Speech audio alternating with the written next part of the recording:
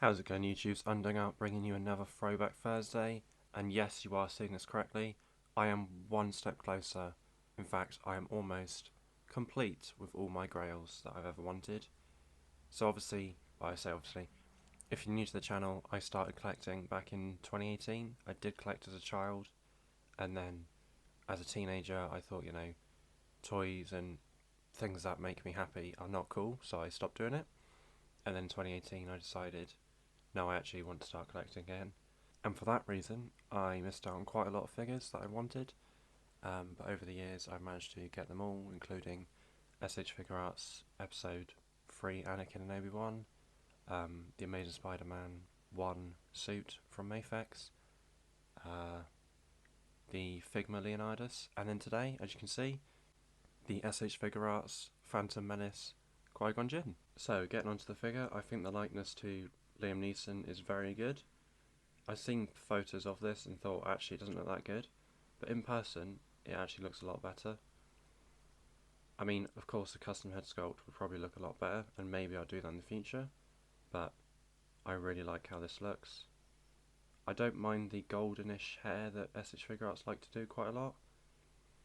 And the body, I'm really sad that this body is so expensive because I absolutely love the Jedi look, especially the boots. They are very unique.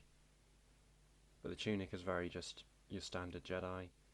Then as you can see, he's got his hilt on, which can be removed. And then on the back, all just your standard Jedi details. But again, like I said, I really like this body. I like the bulkiness of it and I like the height of it.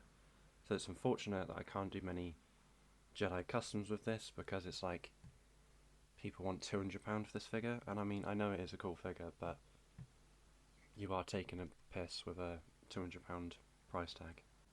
So as you can see there, he comes with two fisted hands, two force pushing hands, of course it won't focus, two lightsaber gripping hands, but vertical, if that makes sense,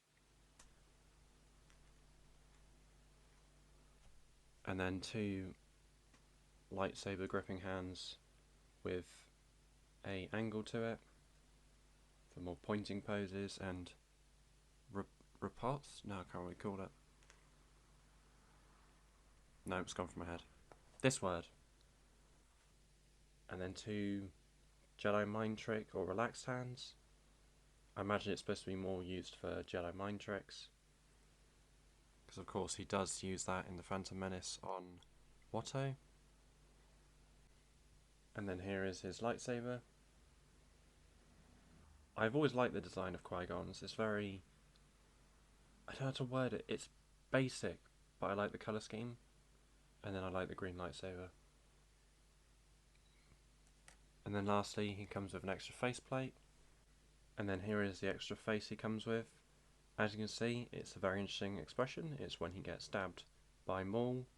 Not sure why you'd want to recreate this. I mean, I suppose for photo, but you wouldn't have it on your display like this, especially as it's such an expensive figure. It'd be a bit of a waste having him as a accessory to Maul, but you could do it if you wanted to. Although I probably will never use this face sculpt ever again, or maybe just for the photo at the end. Now on to articulation. He has a full 360 in the head, but the hair does get in the way. My neck is very loose, so it does spin with it even though it's not really supposed to. Really, really good tilt. And then he looks down decent amount, but looks weird with the hair. And he looks up also a decent amount. I'm actually surprised by that. Then he has a butterfly joint in the shoulder. Full 360, but the robes get in the way.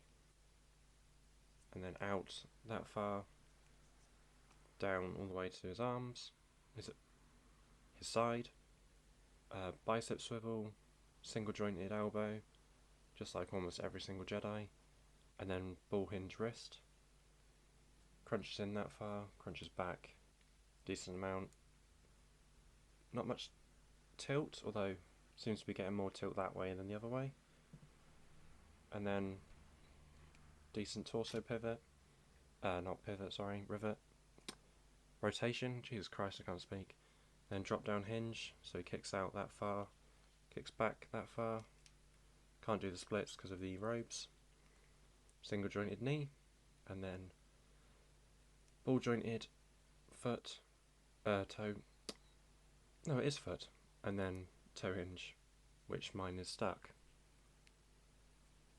Toe hinge there.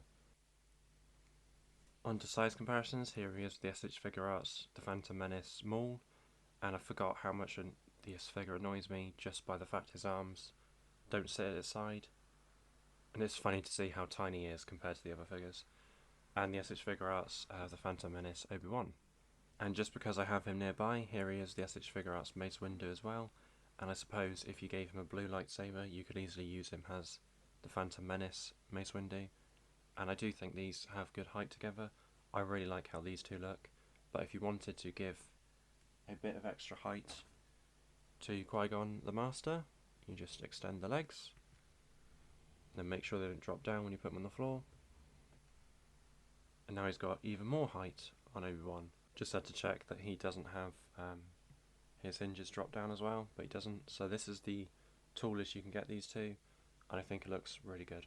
And lastly, here he is with the S.H Figuarts Vassalair Punisher and my mascot Punisher on the Marvel Legends body.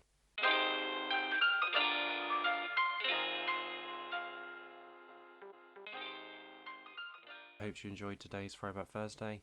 I am super happy to finally have this figure.